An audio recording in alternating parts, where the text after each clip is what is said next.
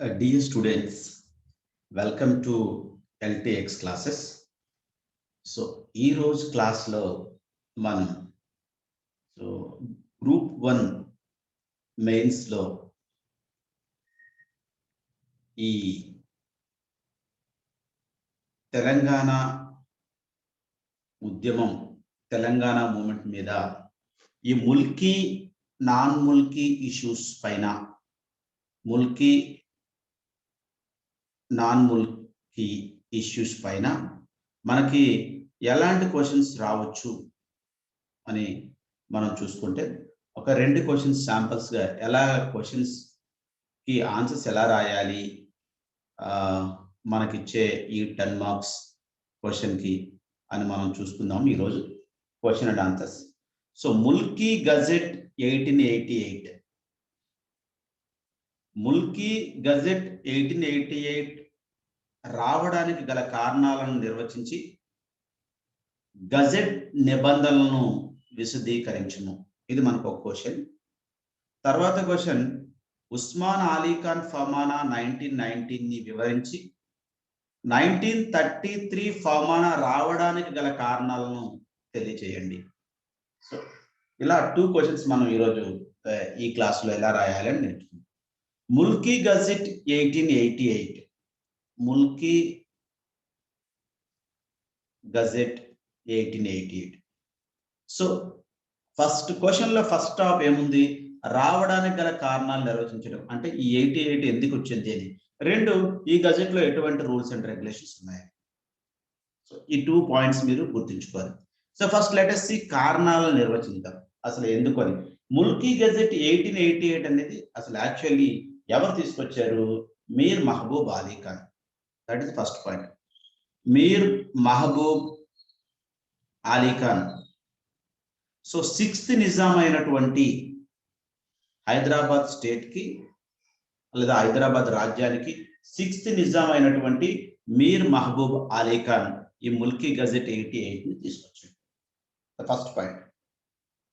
Okay, so ఈ gazette రావడానికి గల కారణాలు ఏంటని మనం చూస్తే, సో మీర్ మహబూబ్ అలీ ఖాన్ 1880లో సో ఈ పార్సీ అంటే పర్షియన్ లాంగ్వేజ్, జనరల్గా పర్షియన్ లాంగ్వేజ్ ఉండేది మనకి అధికార భాషగా ఈ నిజాం స్టేట్లో. సో ఈ పర్సీ స్థానంలో ఉర్దూను అఫీషియల్ లాంగ్వేజ్గా తీసుకురావడం జరిగింది.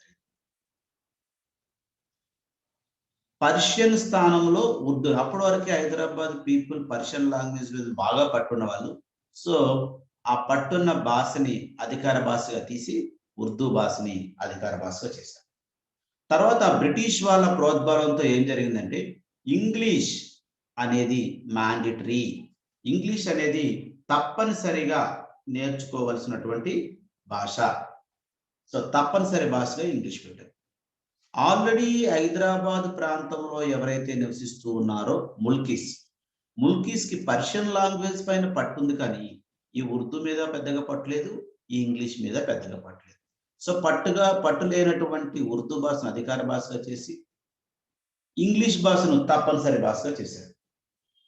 ఇంగ్లీష్లో నైపుణ్యం, ఉర్దూ ఇంగ్లీష్లో నైపుణ్యం లేనటువంటి, స్కిల్ లేనటువంటి ముల్కీలుకి ఏమైంది? ఉద్యోగ నియామకాల్లో, ఎంప్లాయ్మెంట్లో వీళ్ళ పర్సంటేజ్ తగ్గింది, ప్రాతినిధ్యం తగ్గింది. సో దీనివల్ల ఏమైంది? నాన్ ముల్కీస్ అంటే ఎవరైతే నార్త్ ఇండియా నుంచి వచ్చారో, ఎవరైతే ఇంగ్లీష్ బాగా నేర్చుకొని ఉర్దూ మీద పట్టు, నార్త్ నుంచి ఉర్దూ వచ్చి ఉంటుంది, ఈ నాన్ ముల్కీలకి స్థానిక ఉద్యోగాలు ఎక్కువగా వచ్చాయి. స్థానిక ఉద్యోగాల్ని నాన్ ముల్కీలు కొల్లగొట్టారు. అంతేకాకుండా దీనికి తోడు నాన్ ముల్కీలకి ఎక్కువ జీతాలు ఇచ్చి ముల్కీలకి తక్కువ సాలరీస్ ఇచ్చేవారు. అంటే సాలరీస్లో డిస్క్రిమినేషన్. సెకండ్ ఏంటంటే, 2వ శ్రేణి పౌరులుగా చూడడం. ఎవరిని? ఇక్కడున్న ముల్కీల్ని 2వ శ్రేణి పౌరులుగా చూడడం. సో ఒక పక్కేమో ఎంప్లాయ్మెంట్లో, ఇంకో పక్కేమో స్టేటస్లో, సాలరీస్లో, వీటిలో ముల్కీలు 2వ శ్రేణి పౌరులుగా చూడబడ్డారు. ఇంతే కాకుండా సాలార్జంగ్ చనిపోయిన తర్వాత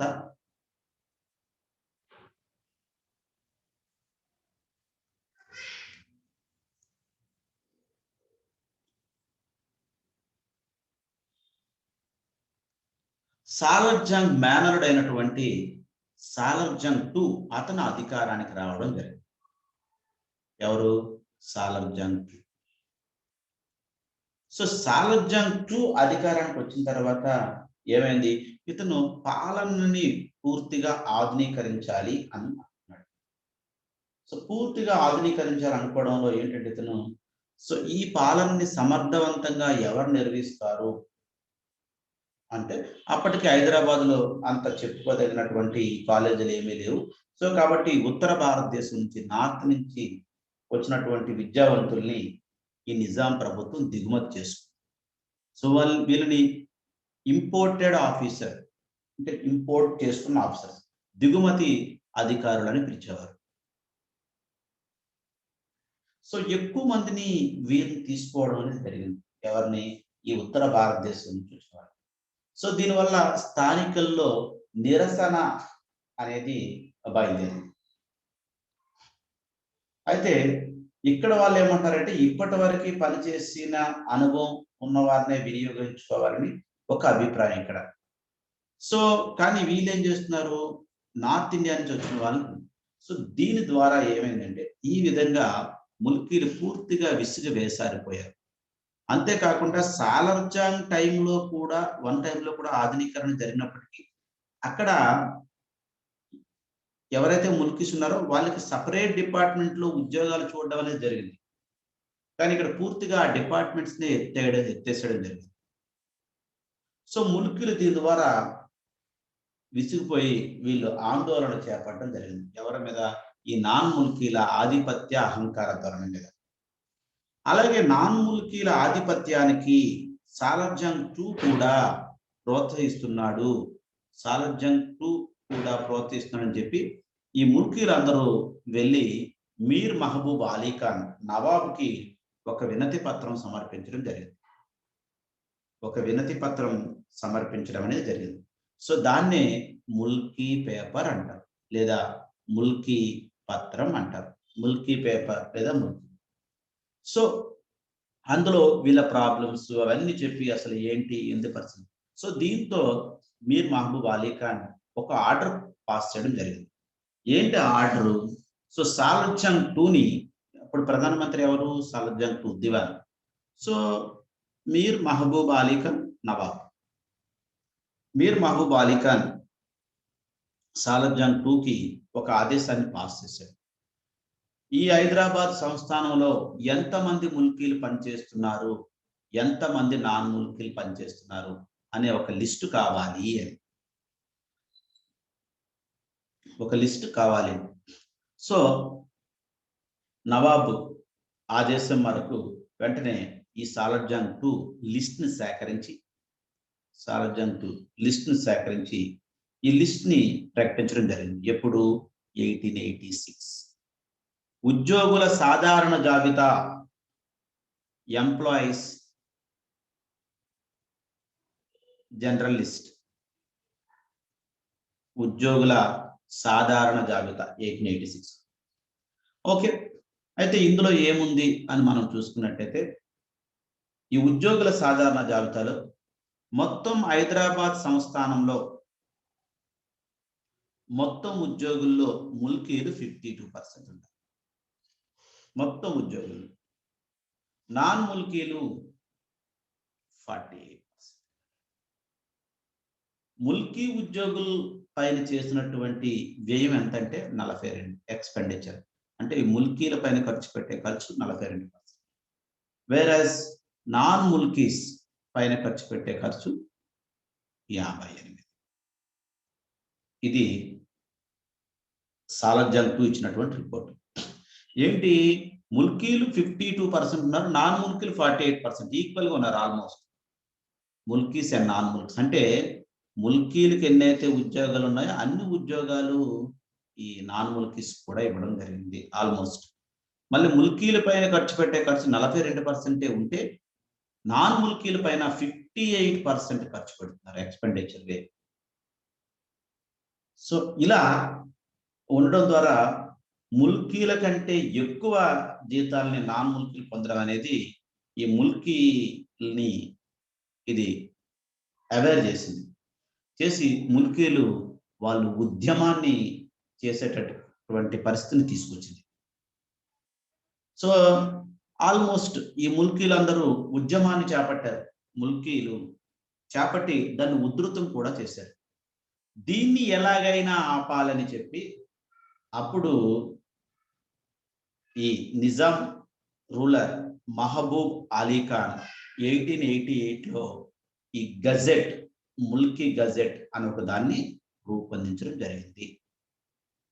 ఇది ఫస్ట్ స్టాప్ ఏదైతే ఉందో దానికి ఆన్సర్. రావడానికి గల కారణాలను నిర్వచించడం, ముల్కీ గజెట్ 88. సో ఈ కారణాల ద్వారా ముల్కీ గజెట్ 88ని మీర్ మహబూబ్ అలీ ఖాన్ రూపొందించడం జరిగింది. ఓకే, అయితే సెకండ్ హాఫ్ లో ఏముంది? గజెట్ నిబంధనలను విశదీకరించుము. గజెట్ లో ఏం నిబంధనలు ఉన్నాయో చెప్పండి. అయితే ఇక్కడ ఏం నిబంధనల్ని ఇంక్లూడ్ చేశారు ఎవరు? మీర్ మహబూబ్ అలీ ఖాన్. ఇందులో ఏం నిబంధనలు అంటే, సో మొట్టమొదటిసారిగా గజెట్ లో ముల్కీ అనే పదాన్ని ఉపయోగించడం జరిగింది. ఇంతకుముందు ఎప్పుడు ఏ గజెట్ లోని కూడా అంటే ఈ ముల్కీ అనే పదాన్ని వాడలేదు. మొట్టమొదటిసారిగా మీర్ మహబూబ్ అలీ ఖాన్ ఈ 1888 గజెట్ లో ముల్కీ అనే పదాన్ని ఉపయోగించారు. ముల్కీ అంటే ఏంటి? లోకలైట్, స్థానికుడు. ముల్కీ అంటే స్థానికుడు. ఎస్, మరి ఎవరు ఈ స్థానికుడు? స్థానికుడి కింద ఎవరిని పరిగణించాలి అనేది మనకు రెండో పాయింట్. ఇందులో ముల్కీ గజెట్ 1888 కనీసం 12 సంవత్సరాలు, మినిమం 12 ఇయర్స్, కనీసం 12 సంవత్సరాలు ఈ నిజాం రాజ్యంలో స్థిరపడిన వారిని ముల్కీగా పరిగణించవచ్చు. నిజాం రాజ్యంలో 12 సంవత్సరాలు నుంచి ఉంటూ ఉండాలి. సో తర్వాత ఈ ఉద్యోగాలు అనేవి మీకు ముల్కీ నాన్ ముల్కీ ఉద్యోగాలు పోవడం అనేదే కదా మెయిన్ కారణం అయింది ఇక్కడ, ఎంప్లాయ్మెంట్. ఎందుకంటే ఈ పర్షియన్ స్థానంలో ఉర్దూ రావడం, దాని మీద అంత పట్టు లేకపోవడం, ఇంగ్లీష్ మ్యాండేటరీ అనడం, దాని మీద కూడా పట్టు లేకపోవడం వల్ల. సో మరి ఎవరికి ఇవ్వాలి అంటే, రాజ్యంలోని ఉద్యోగాలన్నీ, హైదరాబాద్ రాజ్యంలోని ఉద్యోగాలన్నీ ఎవరికి ఇవ్వాలి? ముల్కీలకే ఇవ్వాలి. ముల్కీ అంటే ఎవరు? మినిమం 12 సంవత్సరాలు హైదరాబాద్ రాజ్యంలో నివసించినటువంటి వ్యక్తి. సో ఒకవేళ నాన్ ముల్కీలు ఉద్యోగం పొందాలి అంటే 12 సంవత్సరాలు లేని వాళ్ళందరూ నాన్ ముల్కీ. సో ఈ లేని వాళ్ళు అంటే నాన్ ముల్కీలు ఉద్యోగం పొందాలి అంటే ఏం చేయాలి అంటే, ప్రధానమంత్రి, పిఎం, ప్రైమ్ మినిస్టర్ లేదా దివాన్ అనుమతి తీసుకోవాలి, ప్రత్యేక అనుమతి తీసుకోవాలి. సో ఇది మనకి ఈ ఇందులో ఉన్నటువంటి పాయింట్స్, ఇందులో ముల్కీ గజెట్ లో ఉన్నటువంటి నిబంధనలు. అయితే మనం చూస్తే ఇది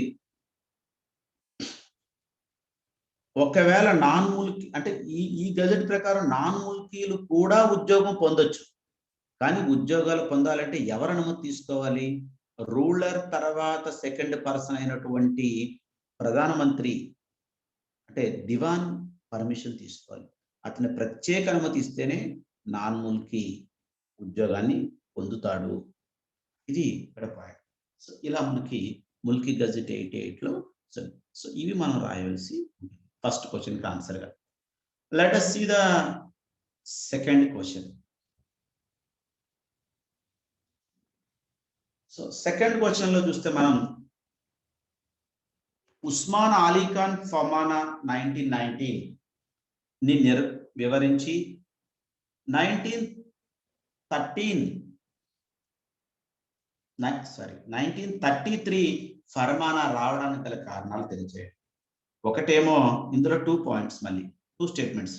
ఫర్మానా 1919 ని వివరించాలి. అసలు ఫర్మానా 1919 ఏముంది?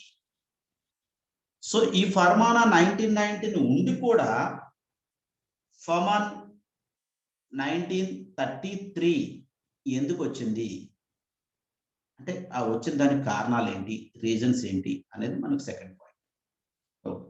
Let us see that. The last నవాబ్ ఉస్మాన్ అలీ ఖాన్, ఇతను ఫర్మానా 1919, ఫర్మానా అంటే ఒక గవర్నమెంట్ ఆర్డర్. సో ఇక్కడ ఎవరిస్తారు? నవాబ్ ఒక ఆర్డర్ పాస్ చేస్తాడు, అది ఫర్మానా.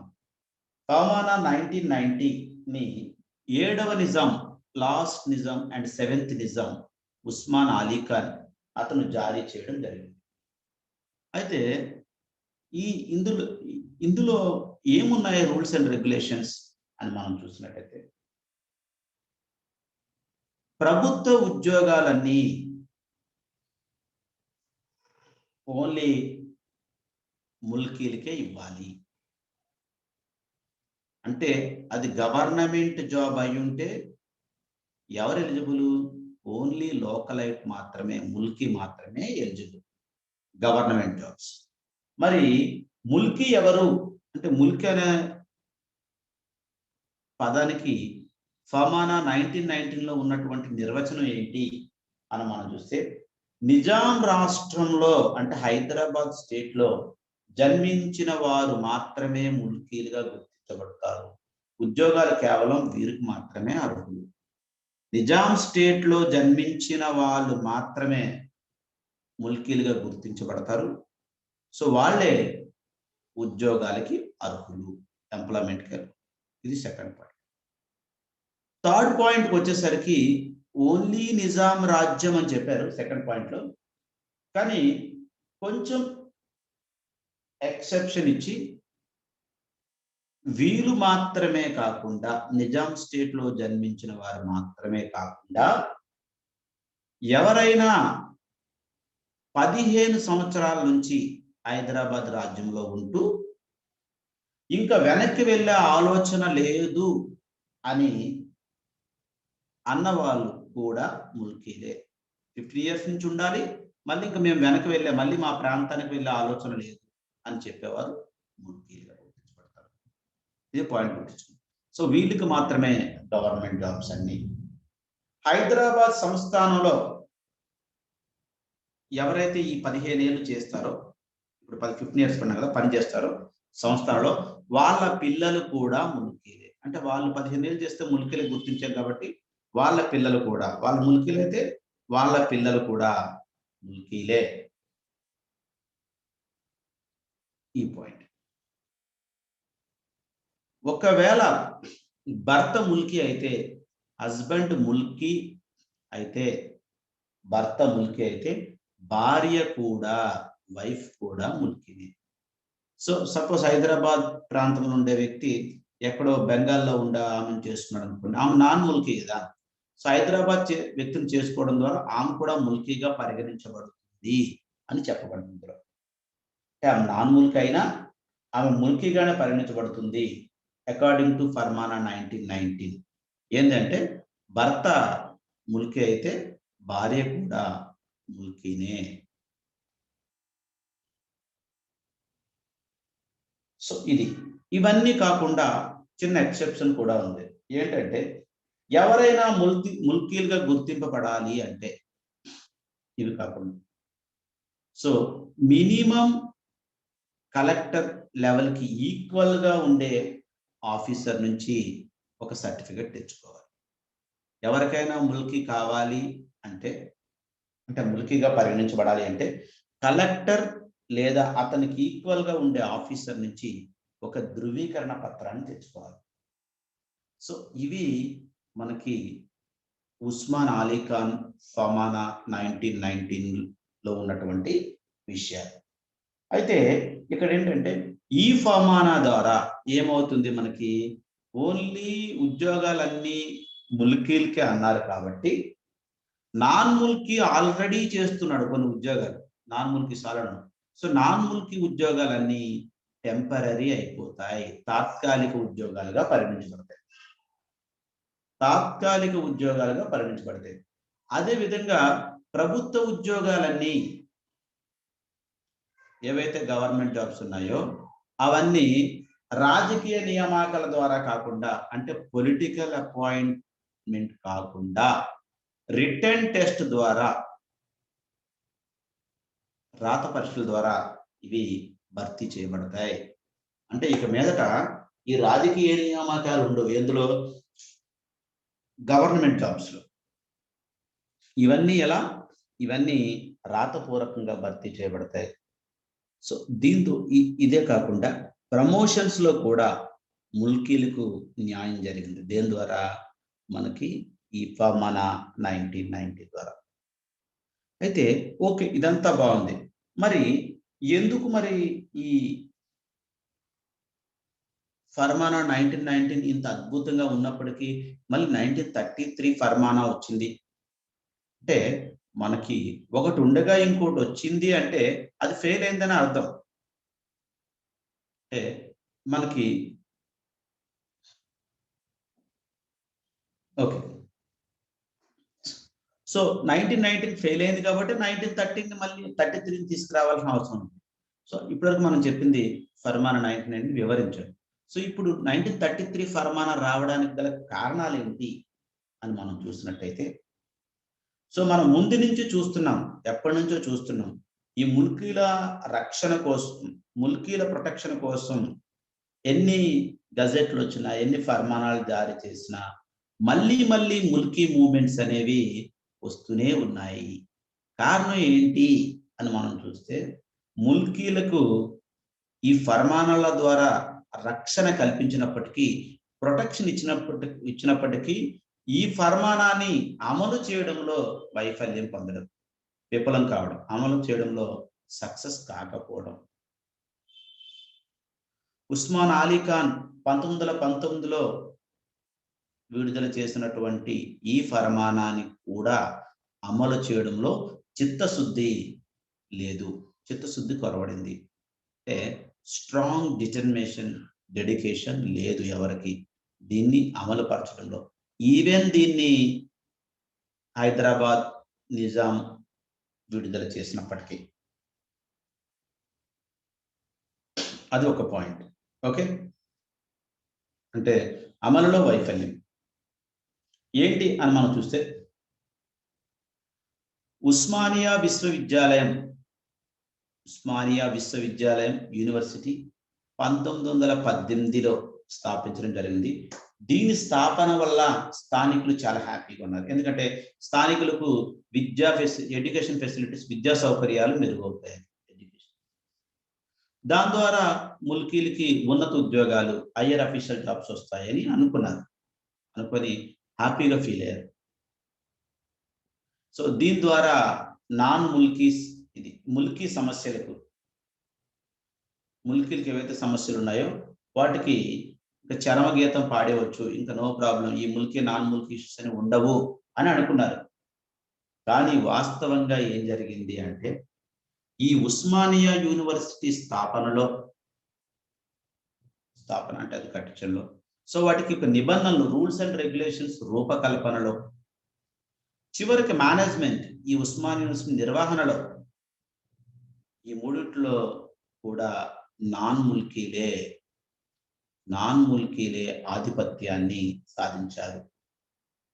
ఈవెన్ పాఠ్య పుస్తకాల తయారీ, టెక్స్ట్ బుక్స్ ని తయారు చేయడంలో కూడా ఉత్తర భారతదేశానికి ప్రత్యేకంగా ఉన్నటువంటి ఉర్దూ, ఇక్కడ ఉర్దూ తర్వాత వచ్చిందిగా, ఇది డెక్కానీ ఉర్దూగా పరిగణించబడింది. ఈ ఉత్తర భారతదేశంలో ఉన్నది లక్నావీ ఉర్దూ, లక్నావీ ఉర్దూ. సో ఈ లక్నావీ ఉర్దూని ఈ పాఠ్య పుస్తకాల్లో పెట్టడం జరిగింది. సో దాని ద్వారా ఏమైంది, ఈ డెక్కానీ ఉర్దూలో, ఫస్ట్ ఉర్దూయే కష్టం ఇక్కడ వాళ్ళకి, ఎందుకంటే వీళ్ళు పర్షియన్ లాంగ్వేజ్ తో మమేకం అయిపోయి ఉన్నారు.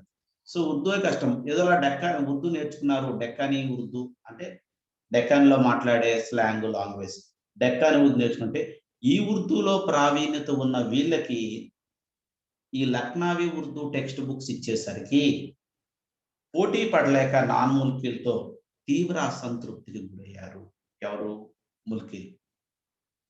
సో ఈ విధంగా ఒక పక్క విద్యాపరంగా చూసుకున్నా, రెండో పక్క భాషాపరంగా చూసుకున్న ఈ ముల్కీలు నాన్ ముల్కీల మధ్య వైరుధ్యం ఏర్పడింది. సో ఇది సెకండ్ పాయింట్.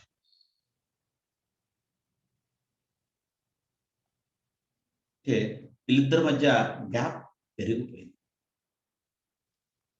నెక్స్ట్, ఈ 1919 ఫర్మానా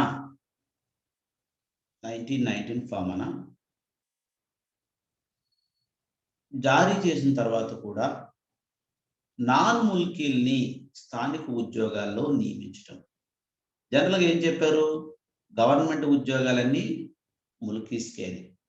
ముల్కీ అంటే ఎవరు, 15 ఏళ్ళ నుంచి ఇక్కడ ఉన్న వాళ్ళు, అంత పైబడ్డవారు, ఈ ఈ రాజ్యంలో పుట్టిన వాళ్ళు. అయితే నాన్ ముల్కీస్కి ఇవ్వడం జరిగింది. దీని ద్వారా ఏమైందంటే పదే పదే ఈ ముల్కీలు వీటిపైన అసంతృప్తి తెలియచేయడం జరిగింది. ఎందుకంటే ఇక్కడేమో ఫర్మానా ఇలా ఇచ్చారు, మీరేమో నాన్ ముల్కీలు జాయిన్ చేసుకుంటారని. ఇది చిలికి చిలికి గాలివాన్లాగా అయ్యి చివరికి ఏమైంది అంటే 1930లో పంజాబ్‌కు చెందిన ఖాన్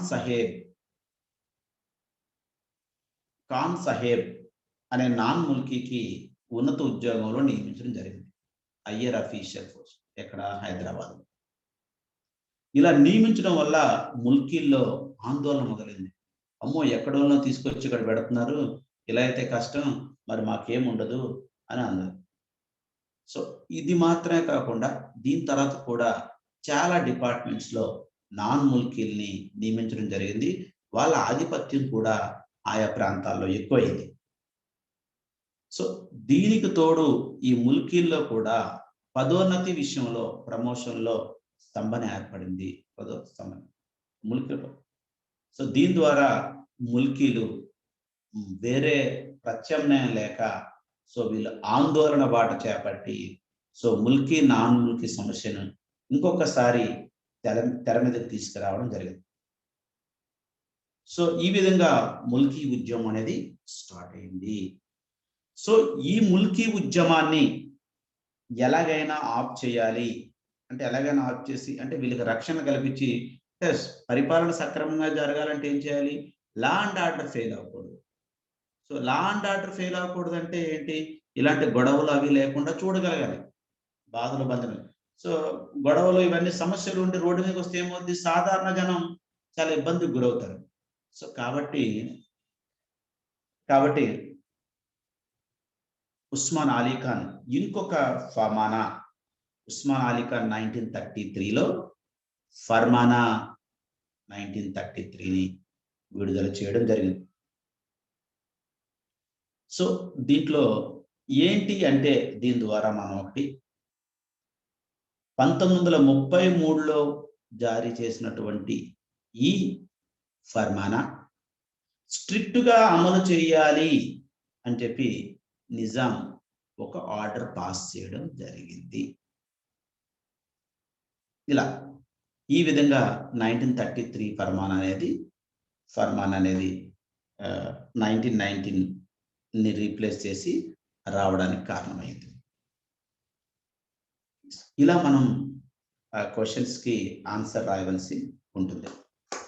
సో ఇలా మనకి ఒక పాయింట్స్ తీసుకొని ఆ పాయింట్స్‌ని క్లియర్‌గా వివరించి చెప్పాల్సి వస్తుంది.